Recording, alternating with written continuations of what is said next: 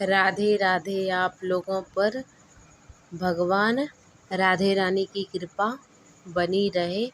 आप सभी को जन्माष्टमी की शुभकामनाएं। आज हम कृष्ण जन्माष्टमी की कथा सुनेंगे। तो हम कथा शुरू करते हैं। भाद्र महीने के कृष्ण पक्ष की अष्टमी को रात के 12 बजे मथुरा के राजा कंस के जेल में वासुदेव जी और उनकी पत्नी देवकी गर्भ से 16 कलाओं से युक्त भगवान श्री कृष्ण का जन्म हुआ था। इस तिथि को रोहिणी नक्षत्र का विशेष महत्व है। इस दिन देश के समस्त मंदिरों में भगवान श्री कृष्ण का श्रृंगार किया जाता है। कृष्ण अवतार के उपलक्ष्य में झूला सजाई जाती है। भगवान कृष्ण का श्रृंगार करके झूला सजाया जाता है।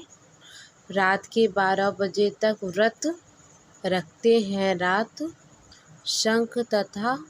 रात के 12 बजे शंख तथा घंटों की आवाज़ से श्री कृष्ण की जन्म की खबर चारों दिशाओं में गूंजती है। भगवान श्री कृष्ण की आरती उतारी जाती है और प्रसाद बांटा जाता है। प्रसाद ग्रहण करके ही जन्माष्टमी का व्रत खोला जाता है। व्रत कथा।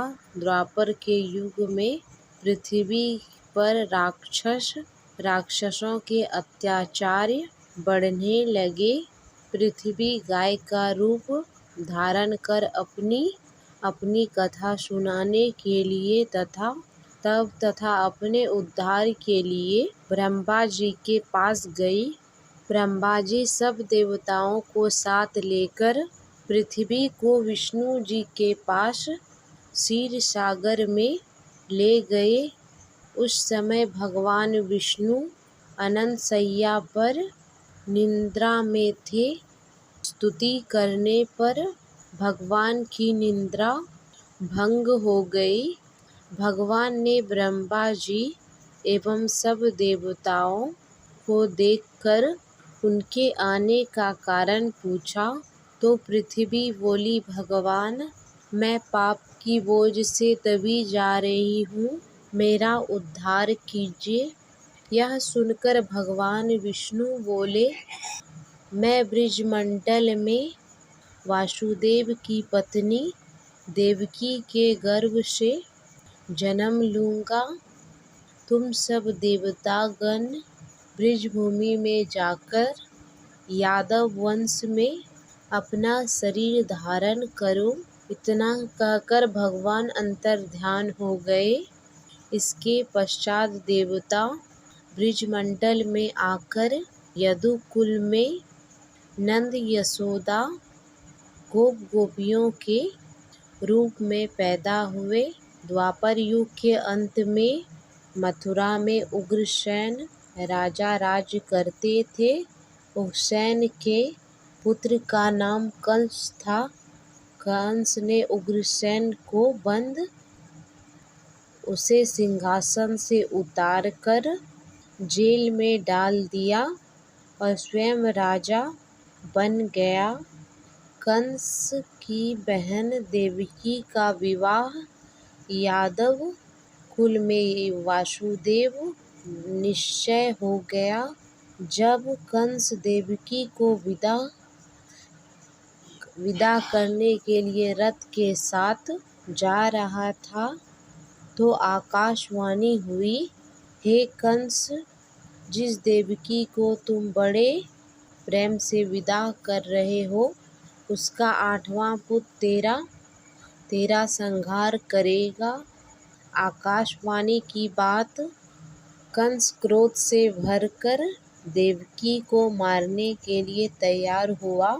उसने सोचा कि नहीं देवकी होगी, न उसका कोई पुत्र होगा।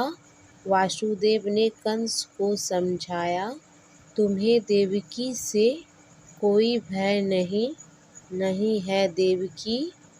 देवकी के 8वीं संतान से तुम्हें भय है, इसीलिए मैं इसकी 8वीं संतान को मैं इसके तुम्हें सौंप दूंगा। तुम्हारे समझ में जो आए उसके साथ वैसा ही व्यवहार करना। कंस ने वासुदेव जी की बात स्वीकार कर ली और वासुदेव को और देवकी को कारागार में बंद कर दिया। तत्काल नारद जी वहाँ आ पहुँचे और कंस से बोले, यह कैसे पता चलेगा कि 8वां गर्भ कौन सा होगा? गिनती प्रथम से यह अंत गर्भ से शुरू होगी। कंस ने नारद जी के परामर्श पे देवकी के गर्भ से उत्पन्न होने वाला समस्त बालकों को मारने का निश्चय किया।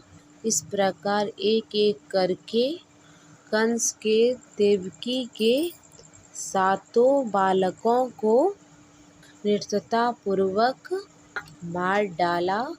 भाद्रपक्ष के कृष्ण पक्ष की अष्टमी को रोहिणी नक्षत्र में श्री कृष्ण का जन्म हुआ। उनके जन्म लेते ही जेल की कोठरी में प्रकाश फैल गया। वासुदेव देवकी के सामने शंख चक्र गदा एवं पद्मधारी भगवान ने अपना रूप प्रकट कर दिया। कर कहा, मैं बालक का रूप धारण करता हूँ, तुम मुझे तत्काल गोकुल में यहाँ पहुँचा दो। उनकी अभी अभी जन्मी कन्या को लेकर कंस को सौंप दो। तत्काल वासुदेव जी की कड़ियाँ खुल गई, दरवाजे अपने आप खुल गए, पहरेदार सो गई। वासुदेव जी कृष्ण को सूप में रखकर गोकुल को चल दिए। रास्ते में यमुना श्री कृष्ण के चरणों को स्पर्श करने को बढ़ने लगी। भगवान ने अपने पैर लटका दिए। चरण छूने के बाद यमुना हट गई। वासुदेव यमुना पार करके गोकुल नंद के यहाँ गए। बालक श्री कृष्ण को यशोदा जी की बगल में सुलाकर कन्या को लेकर वापस कंस के कारागार में आ गए। जेल के दरवाजे बंद हो गए। वासुदेव जी के हाथों में हथकड़ियाँ चढ़ गई, पहरेदार जाग गए। कन्या के रोने पर कंस को खबर दी गई। कंस ने कारागार आकर कन्या को लेकर पत्थर पर पटक कर मारना चाहा, परंतु वह कंस के हाथ से छूटकर आकाश में उड़ गई और देवी का रूप धारण कर बोली, हे कंस, मुझे मारने से क्या लाभ है? तेरा शत्रु तो गोकुल में पहुँच चुका है।